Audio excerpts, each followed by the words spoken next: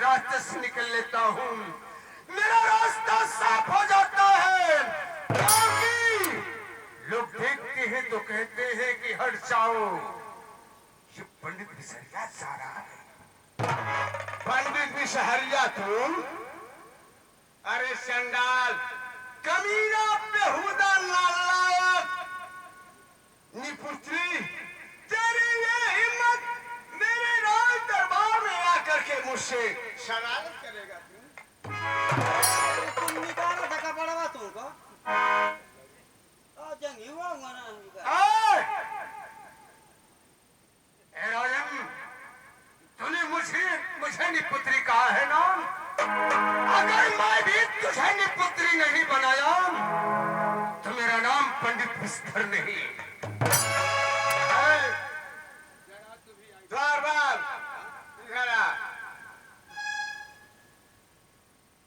जानते हो, बिसहरिया जात का ब्राह्मण है और बहुत कमीना इंसान है। कमीना? हाँ, कुत्ता कमीना जो भी समझ लो। और वो तंत्र मंत्र का बहुत जानकार है, इसलिए वो ब्राह्मण के ऊपर मैं हाथ उठा नहीं सकता। लेकिन तुम्हें हुक्म दे रहा हूँ, इसे धक्का दे करके मार से बाहर जब तंत्र मंत्र का जानकार है तो मुझे का धक्का दिया अथवा तुम धक्का दो उसे।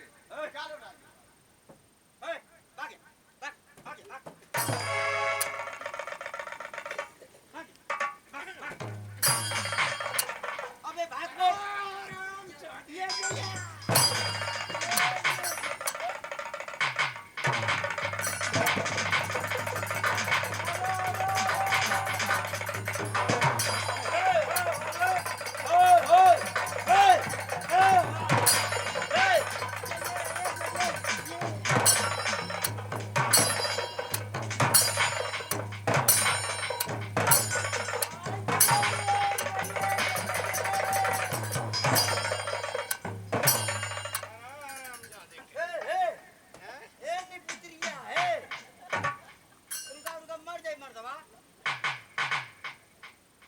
मुझे हाथ लगाया था? के हाथ लगाए? मुझे। हम काहे के लगाए? कौन लगाया था? राजा कौन तब ना लगौली है? तू जाकर राजा को 10 हाथ मार जा। हाँ? मार नहीं तो मैं तुझे जिंदा नहीं छोड़ूंगा। के राजा के? हमार राजा के ना मारा। मुझे मारेगा? अभी कहिए तो के पीठ पाड़ के जा राजा बाबा, राजा बाबा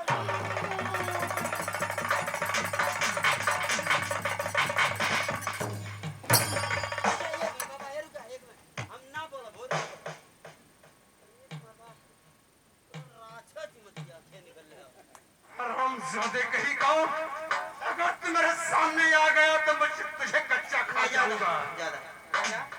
राजन, मैं जा रहा हूँ, लेकिन एक बात बतला कर जा रहा हूँ। आज मैं तेरे स्माल में थूक थूक कर जा रहा हूँ, और दोबारा अगर आ गया तो मैं तुझे निपुत्री से मनाऊंगा।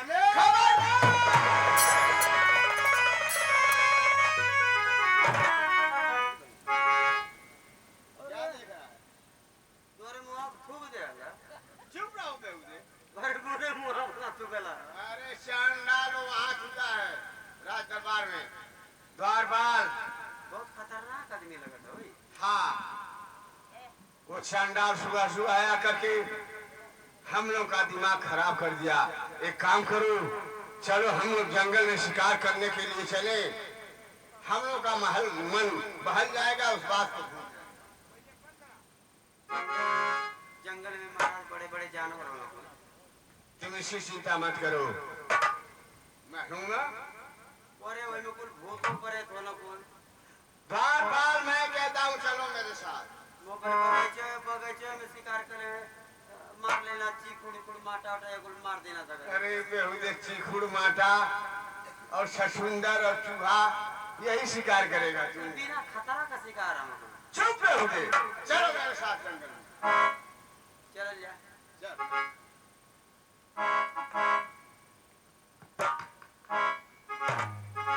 अरे रतिया मोर बलमुआ कइला बल चोरी रे, आ झुलनिया दिहला तोरी ननदी।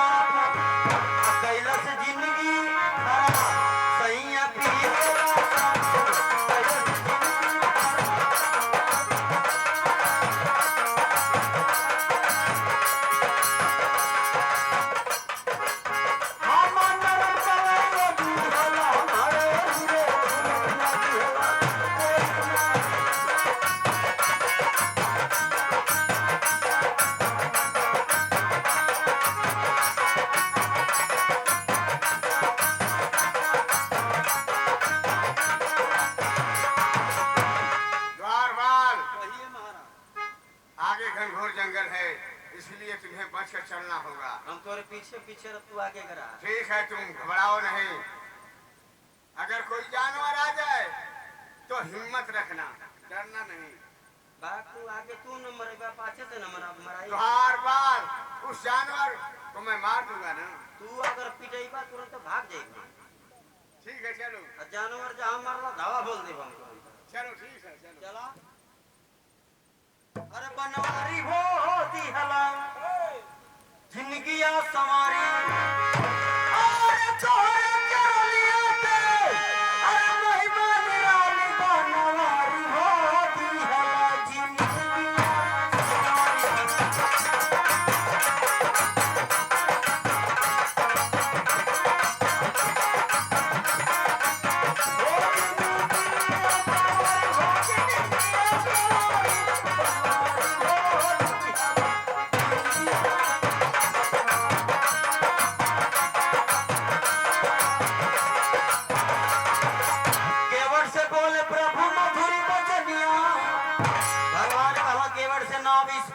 मुझे उस पार जाना है। केवट का ना थोड़े चरण के अंदर बड़ा गुण है, नारी को छू के पत्थर बना देला। काठे के नैया तुअर चरनिया धोअब तब चढ़ाई में तो रोजी रोटी हमार चल जाई। अरे केवट से बोले प्रभु मधुरी बचनिया, अरे कादा नैया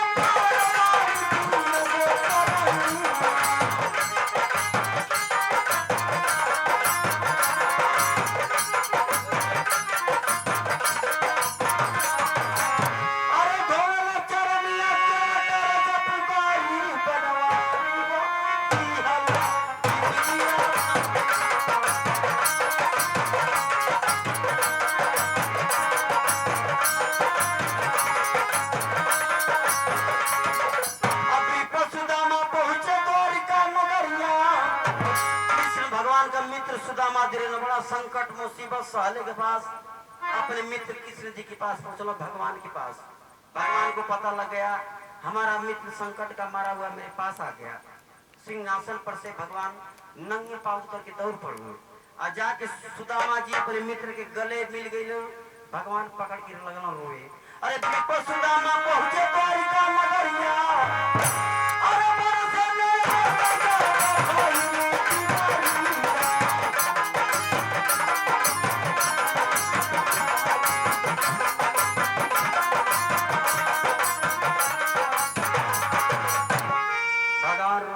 अपने मित्र सुदामा के लेके, अरे तुम्हें चरनिया आई कबला मुरारी बनवारी होती हला जिंदगिया सवारी बनवारी हो।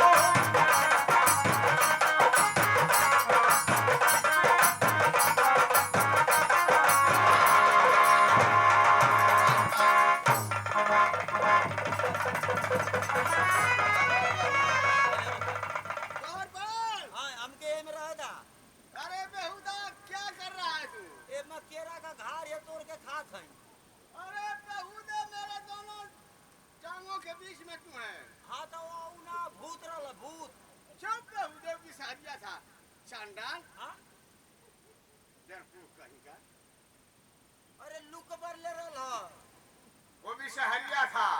सहरिया ना रहा। तुम क्या जानोगे, मैं इसी तरह जानता हूँ, उसका अनेक रूप है। ये समय जंगल में ना उतरनी। एक काम करो, अब हम लोग यहाँ से आगे जाएंगे भी नहीं, इसलिए कि बिसहरिया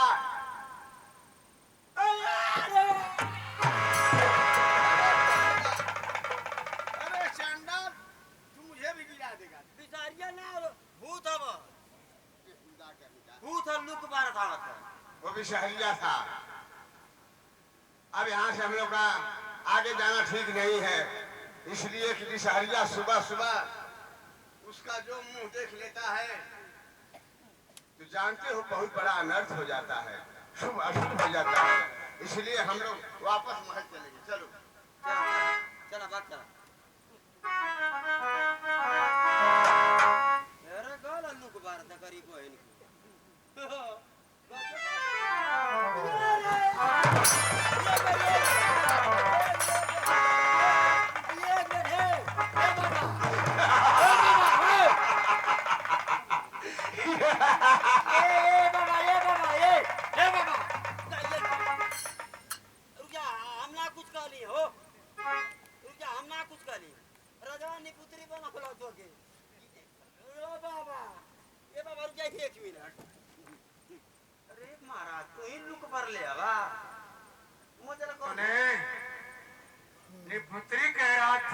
नहीं बिटिया कसम तो हर माई मर जाओ कि अपनी माँ को मार दे हराम जादे कहेगा। जवानी पुत्री बनावला मैं तो तुझसे बोलल ना चाहता क्यों? एकदम कत्तई ना हो बोलबा ना कर तू से देखो ये लेकिन महात्मा बहुत बहुत जानकार हवा हम कत्तई तो से ना बोला हर गलती माफ करा हमके जा तू बस हम ना बोला जाओ जाओ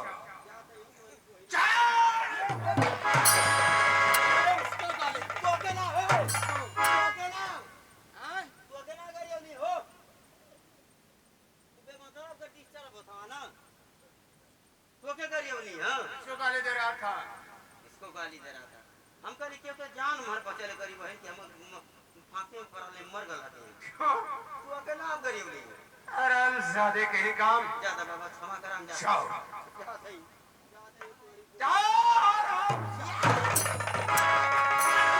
तो के गरिया थई हो इसको गाली दे रहा था। राजवा के गरिया नहीं है उसके सामने जाकर गाली देना, मेरे सामने नहीं। छोड़ के भाग गया जाओ जा जाओ जा दे हो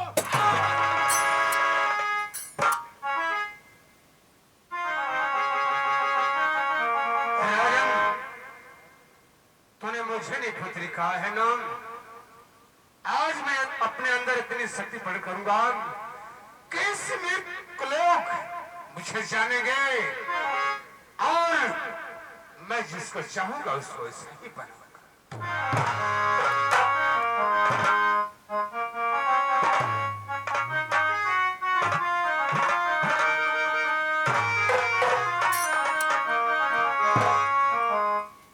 हर निश्वास सुमिरे